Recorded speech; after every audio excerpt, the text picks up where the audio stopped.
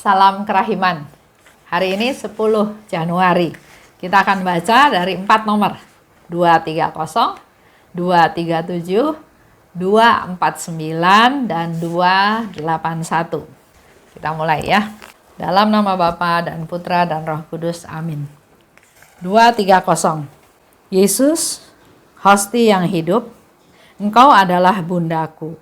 Engkau adalah segala-galanya bagiku. Dengan kesederhanaan dan cinta, dengan iman dan kepercayaanlah aku akan selalu datang kepadamu, oh Yesus. Aku akan berbagi segala sesuatu dengan Engkau. Seperti seorang anak dengan ibunya yang tercinta, aku akan membagikan segala kesukaan dan kesedihanku. Singkat kata, segala sesuatu. 237 Jam Kudus. Dalam saat adorasi ini, aku melihat jurang kepapaanku, oh Tuhan. Apapun yang baik di dalam diriku adalah milik-Mu. Tetapi karena aku ini sedemikian malang dan kecil, maka aku berhak meminta kerahiman-Mu yang tanpa batas. 249. Yesus, Engkaulah andalanku. Aku percaya akan samudera kerahiman-Mu. Engkau adalah seorang ibu bagiku. 281. Aku sungguh merasakan bahwa pada saat aku mati, misiku tidak akan berakhir, tetapi baru akan mulai. Oh jiwa-jiwa yang bimbang, aku akan membuka tirai surga bagimu untuk meyakinkan kamu akan kebaikan Allah, sehingga kamu tidak akan lagi terus melukai hati Yesus yang amat manis dengan ketidakpercayaanmu. Allah adalah kasih dan kerahiman. 4 nomor tapi pendek-pendek. 230. Yesus adalah hosti yang hidup. Dikatakan oleh Suster Faustina, Engkau adalah bundaku. Engkau adalah segala-galanya bagiku. Ini sharing Suster Faustina kepada kita, juga sharing untuk kita. Untuk supaya kita juga meneladan Suster Faustina. Yesus itu Tuhanku, penghiburku, kekasihku, penyelamatku, mempelaiku. Dan hari ini Suster Faustina katakan, Yesus itu adalah bundaku. Engkau segala-galanya bagiku. Jadi yang menjadi prioritas yang utama dalam hidupnya Suster Faustina adalah Yesus. Yesus, Engkau segala-galanya bagiku.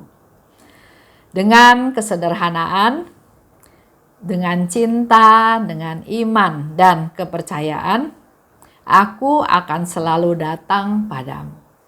Suster Faustina akan selalu datang kepada Yesus dengan kesederhanaannya, dengan cintanya, dengan imannya dan kepercayaannya. Bagaimana dengan kita? Kita datang pada Tuhan dengan marah, dengan kecewa, dengan acuh tak acuh, yang penting saya datang ke gereja. Atau ya saya datang tapi saya nggak percaya. Atau apa? Coba kita refleksi ke diri kita masing-masing ya. Kalau kita datang pada Tuhan, apa yang kita bawa? Kekecewaan, marah, kesedihan, kegagalan, keputusasaan? Atau hari ini kita belajar dari Suster Faustina. Dalam segala hal dia datang dengan kesederhanaan, dengan iman, dengan kepercayaan, dan dengan cinta. Aku akan berbagi segala sesuatu. Nah, di sana walaupun Suster Faustina ada kesukaan, kegembiraan, atau kesedihan, atau kegagalan, atau hal-hal yang lain, itu semua bukan sebagai fokus yang utama. Tapi yang utamanya dia datang pada Yesus dengan 4 hal tadi. Nah, sederhana, iman, dengan cinta, dan dengan kepercayaan. Nah, di dalam pertemuan tersebut, Suster Faustina katakan dia bercerita pada Tuhan segala macam hal yang dia alami. Apakah itu kesukaan ataukah itu kesedihan. Semuanya dia ceritakan. Seperti seorang anak kepada ibunya. Cerita apa adanya. 237. jam kudus. Dalam adorasi, aku melihat jurang kepapaanku. Dalam adorasi, dia mendapat satu penglihatan tentang dia melihat jurang kepapaannya. Tidak berdaya, kecil, berdosa, dan hal lain ya, kepapaannya. Apa yang baik dalam diriku adalah milikmu.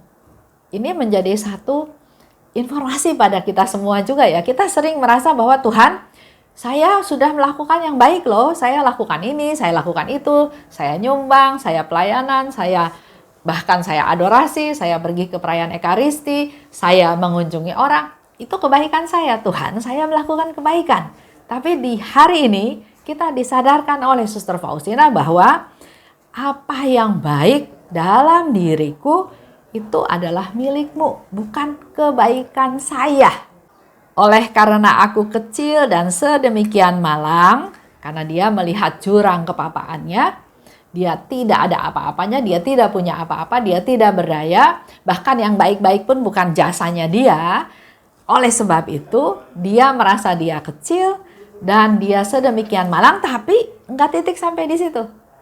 Tapi justru berdasarkan dia kecil dan dia malang, maka aku berhak meminta kerahimanmu yang tanpa batas. Dengan ketidakberdayaan kita, kita berhak minta kerahiman Tuhan yang tanpa batas.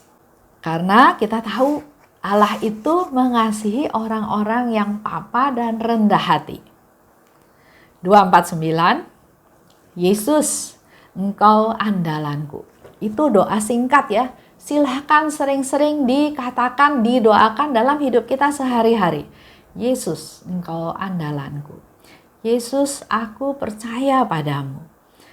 Yesus, aku percaya akan samudera kerahimanmu. Yesus, Engkau adalah ibuku.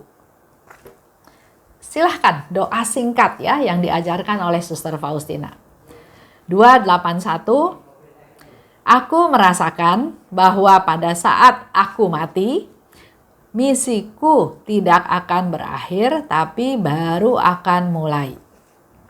Kalau Bapak Ibu pernah ke Krakow, di sana ya, di Sanktuarium Kerahiman Ilahi, pada waktu kita mau masuk, di sebelah kanan kita akan lihat di tingkat yang kedua, ada tulisan seperti ini. Bahwa pada saat aku mati, misiku tidak akan berakhir, tapi baru akan dimulai. Jadi apa yang dikatakan oleh Suster Faustina memang menjadi kenyataan. Pada waktu Suster Faustina meninggal, bukan hilang devosinya, tapi justru disitulah saat mulai menjadi besar. Jiwa yang bimbang, dikatakan oleh Suster Faustina, untuk jiwa-jiwa yang bimbang, aku akan membuka tirai surga bagimu. Jadi jangan bimbang lagi. Karena Suster Faustina sudah meninggal dan dia katakan, dia berjanji dia akan membuka tirai surga bagi kita semua orang yang bimbang. Untuk meyakinkan akan kebaikan Allah. Meyakinkan kita semua bahwa Allah itu baik. Supaya kita bisa tahu, bisa mengerti, bisa melihat, bisa merasakan kebaikan Allah. Sehingga kamu tidak akan terus melukai hati Yesus yang amat manis dengan ketidakpercayaanmu. Kalau kita nggak percaya pada Tuhan, Tuhan itu sedih. Harus dengan cara apa lagi? Dia sudah mau menderita untuk kita, bahkan dia sudah wafat di kayu salib untuk membela kita, tapi kita masih belum percaya. Harus dengan cara apa lagi ya? Yesus bertanya seperti itu. Dan di akhir, Suster Faustina ingatkan kita kembali bahwa Allah adalah kasih dan kerahiman. Mari Bapak Ibu, khususnya para jiwa yang masih bimbang, percaya Suster Faustina sudah meninggal dan dia berjanji dia akan membuka tirai surga buat kita semua supaya tahu tentang kebaikan Allah dan kita nggak menyakiti lagi hati Yesus yang Maha Rahim dengan ketidakpercayaan. Ya, ini pesan harapan dari Suster Faustina untuk kita semua. Mari kita tutup dalam doa. Dalam nama Bapa dan Putra dan Roh Kudus. Amin. Allah Bapa yang Maha Baik, terima kasih atas pengajaran pada hari ini. Engkau menguatkan kami Tuhan melalui apa yang di-sharingkan oleh Suster Faustina. Bahwa kematian dia bukan akhir tapi menjadi awal dari penyebarluasan kerahiman-Mu ini. Dan Suster Faustina juga berjanji pada kami jiwa yang bimbang, dia akan membuka tirai surga sehingga kami bisa mengenal, mengetahui, mengalami, merasakan kebaikan-Mu. Dan dengan demikian mampukan kami untuk tidak lagi melukai, menyakiti hati-Mu yang Maha Rahim. Berkati kami Tuhan, urapi kami Tuhan, agar kami boleh menjadi anak-anak yang berkenan di hadapan-Mu, yang menyenangkan hati-Mu.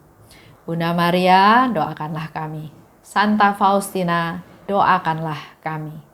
Amin. Dalam nama Bapa dan Putra dan Roh Kudus. Amin. Salam kerahiman.